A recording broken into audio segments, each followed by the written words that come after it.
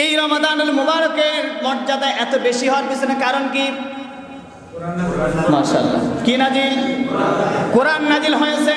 তাই তো আল্লাহ পাক বলেছেন, শাহরু রমাদানাল্লাযী উনজিলা ফীহিল কুরআন।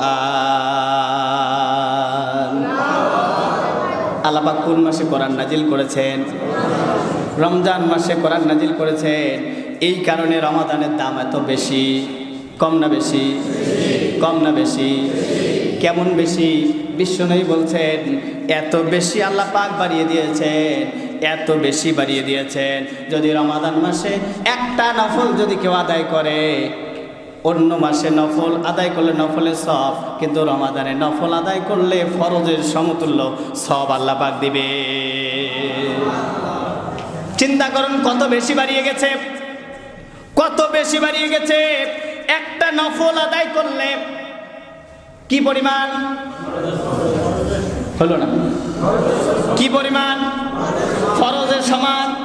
একটা নফল সমান একটা ফরজ, আর একটা ফরজ সমান সমান 70টা ফরজের সমান। আর একটু আস্তে কন। চিন্তা করুন এত বেশি বাড়ছে, কারণ কি? কি কারণ? কোরআন নাজিল হয়েছে। এই কোরআন যদি শাহরু রমাদান না হয়ে শাহরু শাবান যদি হতে, শাহরু রজব যদি হতে, এই রমাদানে যেমন কোরআন নাজিলের কারণে মর্যাদা বেশি, এই কোরআন যদি শাবানে নাজিল হতে তাহলে শাবানের দাম এত বেশি হয়ে যেত। এই কোরআন যদি রজবে নাজিল হতো, রজবের দাম অনুরূপ বেড়ে যেত। সুবহানাল্লাহ।